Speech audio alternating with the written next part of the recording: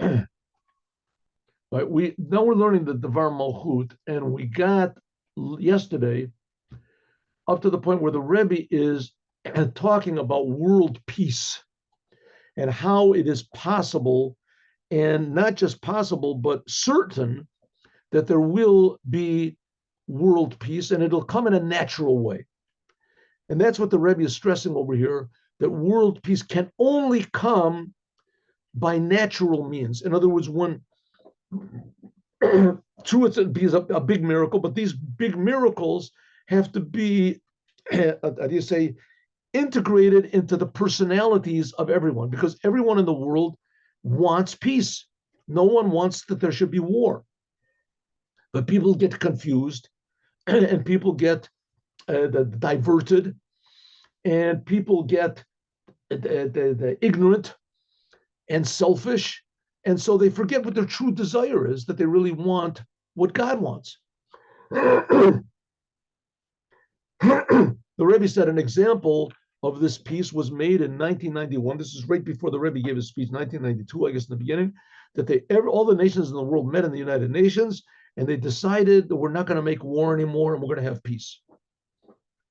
And it was an amazing thing, and they all decided, and they all signed on it, and they all even did actually stop producing weapons of war, and they said they could trust each other, and everyone said you can even check on us, you can send investigators, and we're opening up our places, you can see it, and this, and it was wonderful. Okay, it's true that they didn't last that long, but the fact of the matter is, because there was such a thing, so it shows that it is definitely possible. And that began this potential is growing through the time. Okay, but let's just talk about what exactly happened back then. Said the Rebbe that this is the whole thing of this week's Torah portion, Mishpatim. What's Mishpatim? Logical laws that come from God. Logical laws that everybody feels they're logical, they make sense. You know, somebody damages me, he has to pay back. And if he steals from me, then he has to pay back and he has to give a penalty. These are logical laws. They're true, they're logical, yes, but they're not man-made. They're not man-made laws. So what are you talking about? They're not made. If you go, the Eskimos have the same laws. The Aborigines have the same laws. It says, good, they have the same laws because it's the nature of people to make laws. But the fact of the matter is these laws, we're not doing it because man made it up. We're not doing it because Moses made it up or the Sanhedrin. We're doing it because God made up these laws. And God wants us to understand that these laws are his will and his wisdom. And when you do the laws, then you are not doing what you want, you're doing what God wants. But ideally, it should be that you want to do what God wants.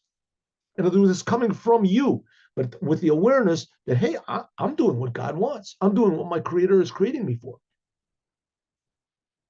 So that's the idea of Parshat Mishpatim. It's hinted at the attachment of the end of the time of exile, when there's confusion in the world, and the beginning of the redemption. Like to explain in the different commentaries in the oral Torah. Let's see how. The individual laws which are in Mishpatim, in this Torah portion, Be'inyanim Shabeinu, are talking about laws which are between man and his fellow man, monetary laws, damage laws. These are explained mostly in the oral Torah, in what's called Seder Nezikin, Baba Kama, Baba Batra, Baba Metzia. These are three that talk about laws of ownership. Shekula Nezikin, it's one a tractate that's just talking about damages. It says really it's one big tractate, but it was divided into three, called Baba Kama, the first door. In Yani, that talks about damages, when a person damages someone else or his ox damages someone else. And then it says that a judge cannot judge Hakdim Dvar Kodem Shiasira Hezek Mi Bnei Adam, because judges can't judge until they remove the damage from people. But because of this, Hiktim Oto Barishon Sharon Ezekiel. First of all, you want to have an orderly, proper country or wherever you're. First of all, you have to remove all the dangers. Dangers. Right? Remove the bad things. Refund the police. Right? Don't. You have to have order, law and order. Simply law and order. How do the police know what's good and what's bad? What's bad? So that you have to teach them what are the laws, what is permissible, what's forbidden. You send a policeman. You say, listen, this is the judge says this person has to stop beating his next door neighbor up. Right? This person has to get rid of his dangerous dog. This person has to stop driving over his neighbor's lawn. Right? Then you know what's wrong. Then you can get rid of things that are damaging. After that, that's the first of the tractates in the laws of damages. Baba Kama. Afterwards is Baba Matzia. The middle, it's called the middle door. And Yanni, this is talking about Tainos, Pekudos, Beschiros, Vedin, Shoel, Vehiskir. That's talking about more about monetary business cases, business laws, loaning, borrowing, entrusting. Like it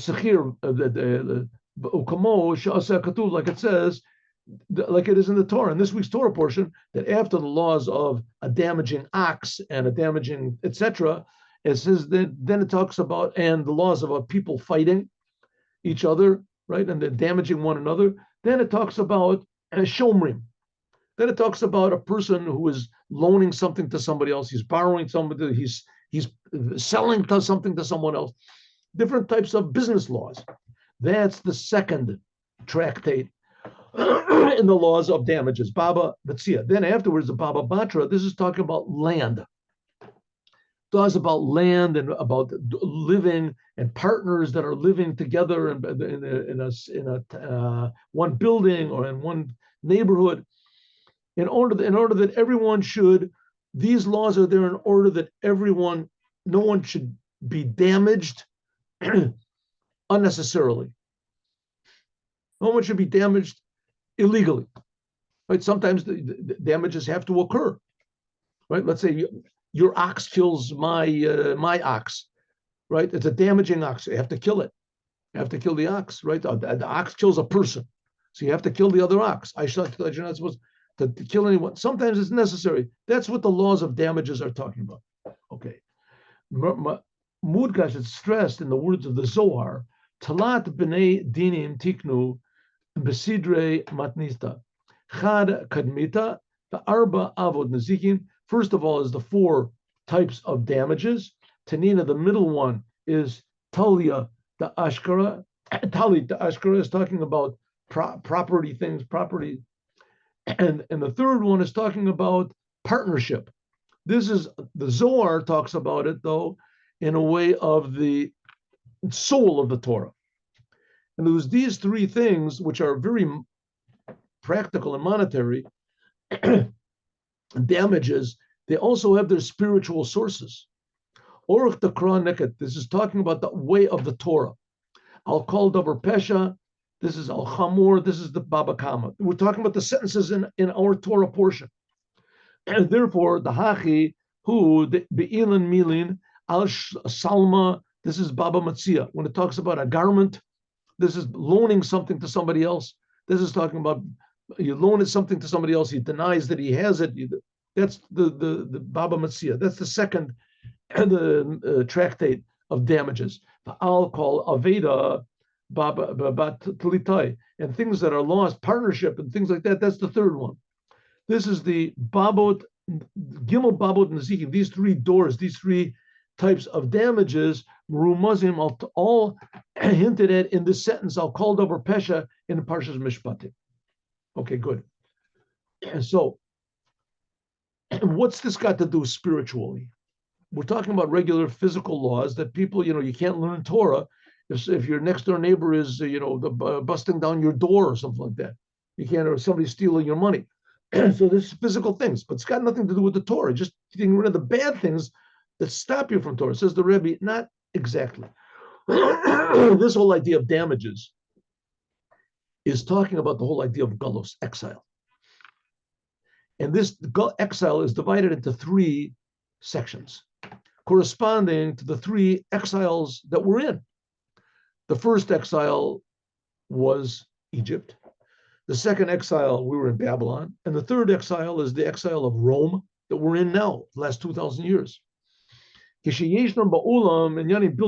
there are things that are damages, bad things in the world, beginning from number 1, things that are obviously damaging you, a goring ox, whatever it is, a biting dog, or you dig a pit in the middle of the street. That's the first, that's Baba Kama. That's the first tractate of exile. Similarly, also, excuse me, there's arguments and there's battles. One says, I found it, the other one found it. That's in Baba Metzia. Arguments between people, a lack of harmony between people. That's another aspect of exile. First aspect is simple damages. Second one is arguments. The third one is Baba Batra. This is talking about Baba Batra at the end. This is talking about shutfut partners, especially in land. Maybe we can say that that's the big thing going on now, that we're at the end of exile, because at the end of the tractate, everybody's arguing now about the land of Israel. Who does it belong to? Does it belong to anybody? Does it belong to everybody? Does it belong to this? But this is talking about partners that have to make a boundary between one or the other, that from their they can make a boundary without, for their a goodwill or not will, right? Versus around, let's take the example of the land of Israel. The land of Israel doesn't want to take over the whole world, but we want it to be clear what it belongs to us. That's the third of the 3 tractates of damages, of building walls. It talks about land, the laws. Where's my boundary? Where's your boundary? And that they agree without any forcing one another. Time of the Rutsa, because they want to. If they don't, then we obligate them. Midabrim, this is talking about how people can talk to one the other about removing damages and how there can be peace between one and another. And that's the end of Hartzah Yachim Yasef Bedina. That's what it says, a Rotza, one who wants to become wise, then learn the laws of damages in the Torah. Hidgabrut Chachmat Torah, that's the increasing of the wisdom of the Torah. Why the laws of damages make you wise? Because the laws of the Torah come down into the world, even into the lowest things in the world, even into money, even into damages. By means of this, it has negated the possibility that there'll be bad things, any damages, because that's the whole purpose of the Torah. The purpose of the Torah is to make peace in the world. People will know what's good. People will know what's bad. They'll stop doing what's bad and they'll do what's good. They'll stop damaging each other and they'll start benefiting one the other.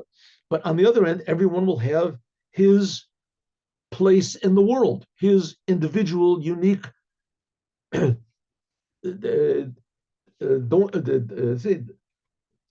contribution that he can give to the world. It'll be clear, and no one will damage anyone else's contribution. That's the whole idea of these 3 laws of damages. That's this Torah portion that we're learning. We're learning this week's Torah portion, Mishpatim, all of these laws of damages and property and etc., to make things clear so that everyone will be able to make their unique contribution to the world. B'siyum v'gomer hagalus, that's what's going to be the end of the exile. Sha'az then will be a geula mitit v'shlema, then there'll be a true redemption, a third redemption. Will be redeemed from the exile, this third exile, and it'll be a triple redemption that'll transform all of the 3 exiles that we've had before, and we'll see why there had to be an exile in Egypt, an exile in Babylon, and this terrible exile that we're in now, the exile of Rome. There was similar in the third temple.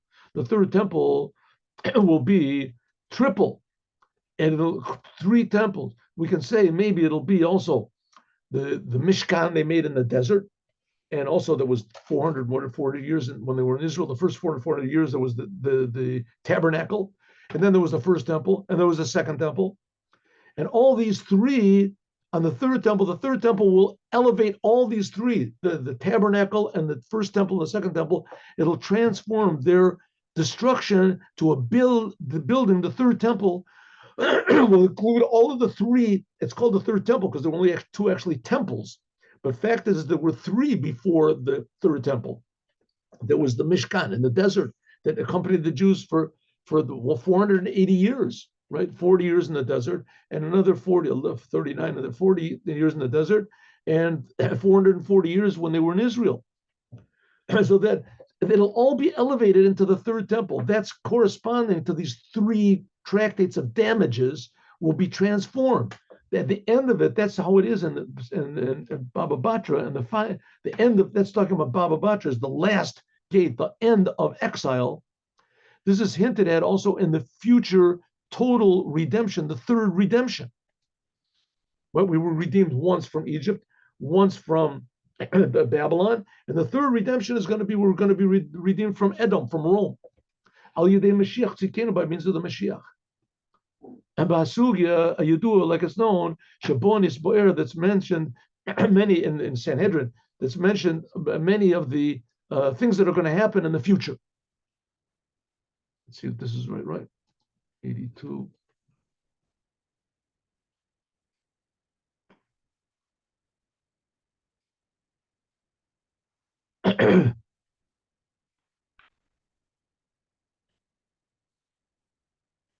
One minute, something happened over. What did I do? Okay.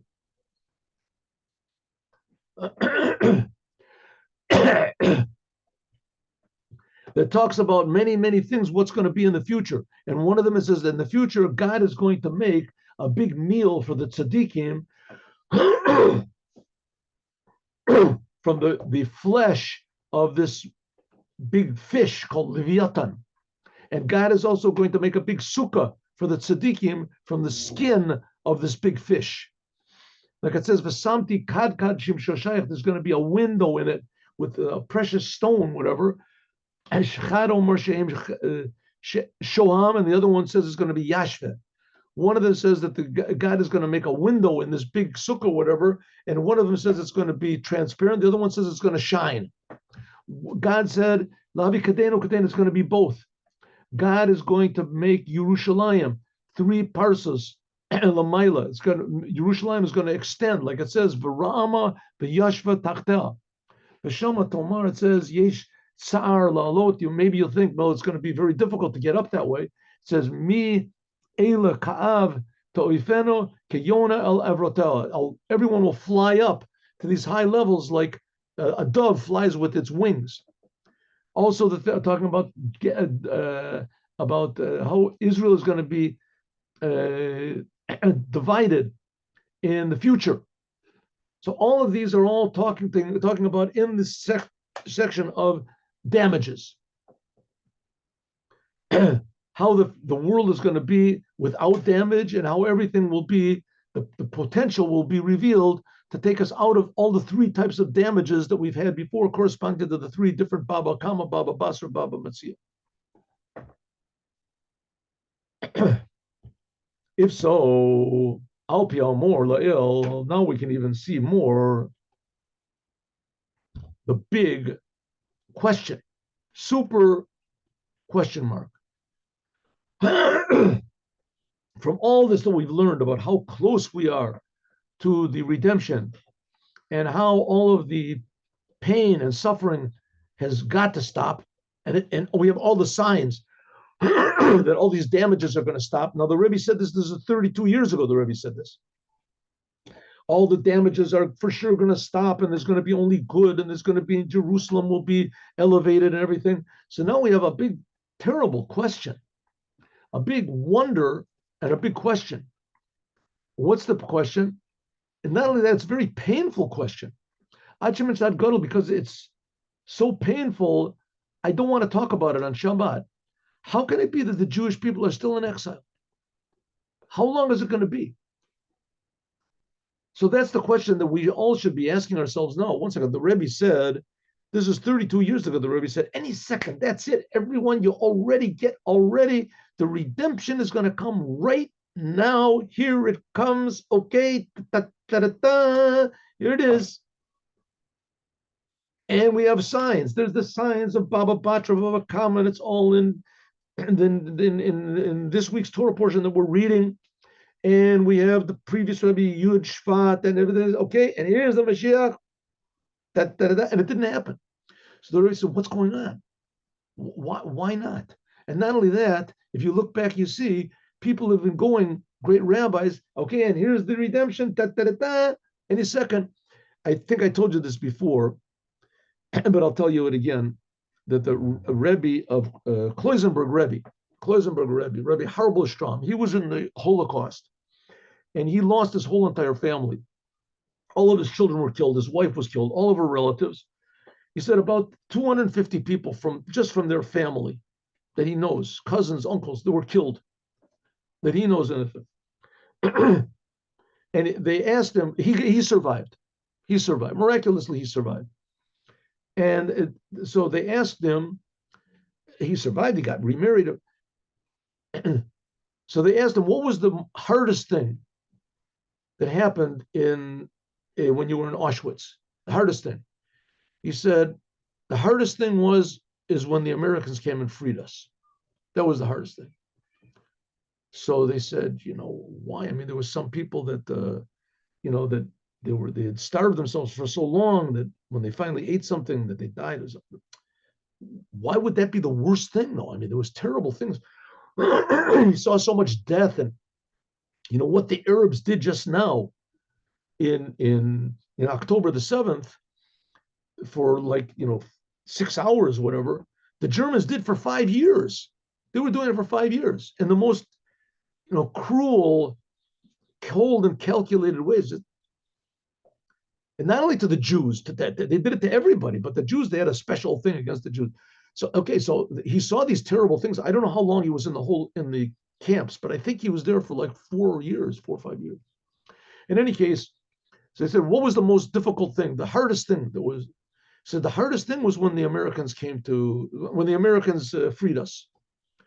So they said, why was that the hardest thing? He said, because after what we were through, I was certain, without any doubt, that the Mashiach would come and redeem us.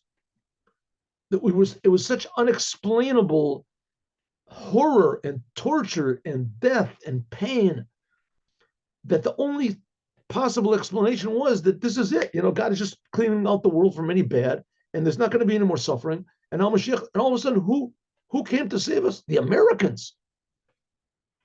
I didn't. It took a while for me to digest. But maybe this is the way the Mashiach is going to do it. Maybe, for sure, it was God's way, and for sure this, but it was a big disappointment. And that's what the Rebbe is saying. There still is a lot of pain in the world, a lot of troubles. And the Rebbe said this 30 years ago. Ad Masai, how long is it going to be? Is it possible? After all these signs that we've had, that the redemption is coming, and the complete redemption, take up a miyad immediately, that all the Jews are going to wake up. The third temple is going to come from heaven. All the Jews are going to want to do the Torah and the commandments, so they're all going to rush to the land of Israel to do the commandments and to be part of the. Why hasn't it happened? How can it be? We have all the signs. Here you have the biggest sign. Erev Shabbos, all the countries in the world, they all got together and they said, we're not going to make war anymore. We're going to beat our swords into plowshares. They even quoted Isaiah. Now we're found on Shabbos outside of Israel. The Rebbe is speaking in New York, right? In a place outside of Israel. Makom liyimotze, that we are found together with a lot of Jews that come from all ends of the world. And before Makom, I said, instead of, here we're sitting in New York together with a lot of other Jews that came from all over the world. What are we doing in New York? We should be sitting in the land of Israel. We should be in Jerusalem. We should be in the holy city. We should be looking at the holy temple.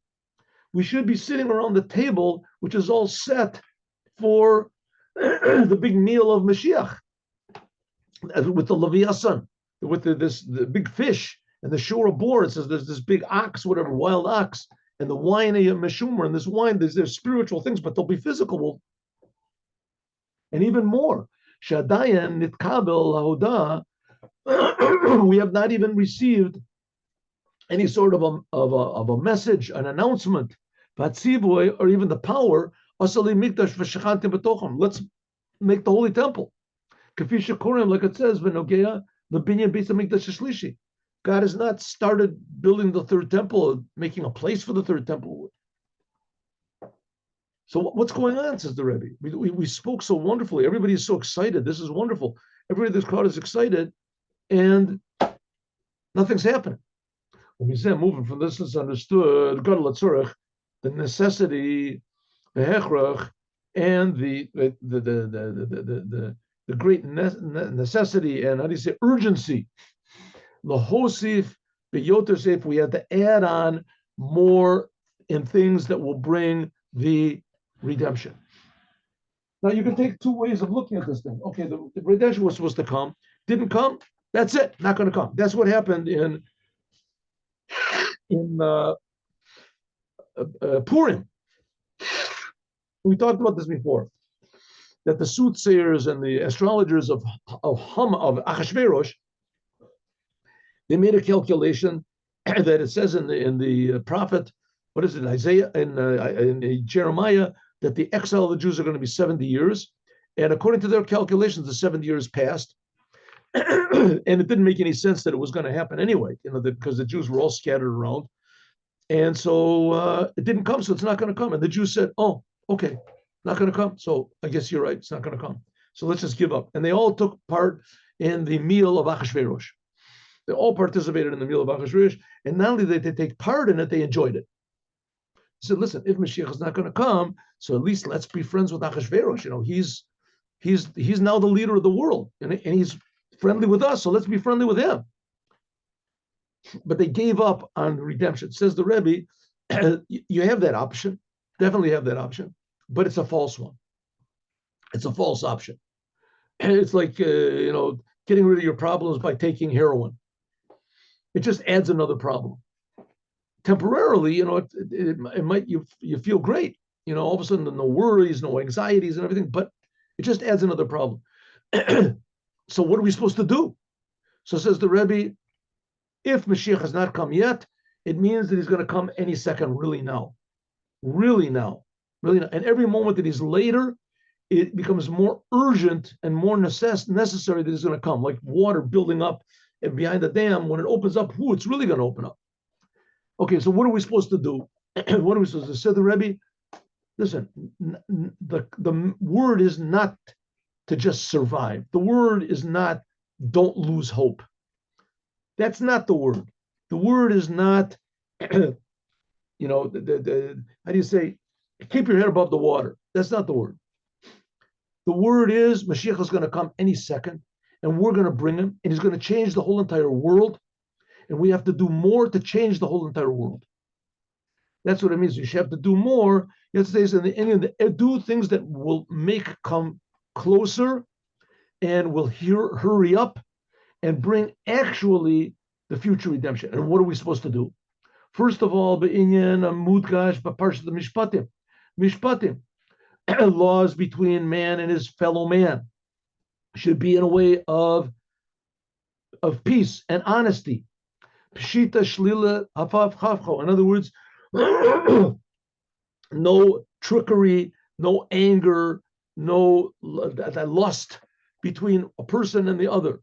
Bittul sibas agol is getting rid of the reason for this last exile, which is hatred between people. Get rid of it. Don't be jealous of others. Don't be, vindictive of others. Don't be, how do you say, what's the word? There's another word. Vengeful, right? He did me bad. I'm going to give him back. I'm going to show him it has to be my way or the highway. Let's say, by means of this, by foregoing my own bad feelings toward others, by means of this, right? Forgetting about bad feelings about others. Either you feel bad about somebody, then okay, you can't deal with it, then just don't deal with it, but don't say bad things. Don't think bad things. Right? Don't think. There has to be some degree of, if not love, then at least honor. Honor the other person. right? But for sure, don't be dishonest. Don't be. By means of this, the redemption is going to come. Simple things, day-to-day things, being nice to people, saying a good word. Like the rabbis say, b'mailas mishpat, they say that by means of proper interactions, monetary interactions, then Zion will be built. It says the design will be built. Like it says, Zion b'mishpat tepara. It says the design will be built, Zion will be built by judgment. Judgment. If we make proper judgments, if there's proper monetary laws, and also giving charity, doing acts of kindness, like it says in our Mishnah, in Kesef Talveat Ami, that's also in our Torah portion. You have to loan, give loan out money without expectation to receive it back. It says that's the best type of charity that there is. You loan a person money and say, pay me back whenever you want to. You don't want to, up to you, but it's a loan. It's not charity. Gadol is greater. It says Gamila society is greater to give charity even more than better to give a loan even more than to give charity. Right? To give things in a nice, kind way than to give charity. Well, come over like it says. I translated that wrong. That's wrong translation. What I said is true. The Rambam brings 7 levels of charity, and that's the highest. But that's not what it says here.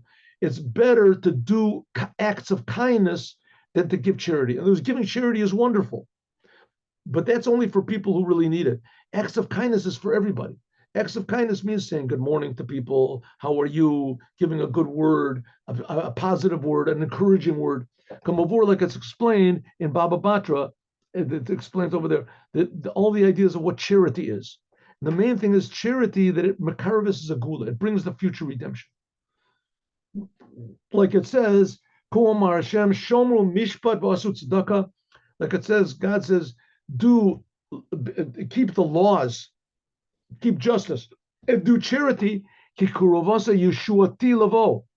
My salvation will come, and my charity will be revealed. In other words, give charity to others, and God will give charity to you.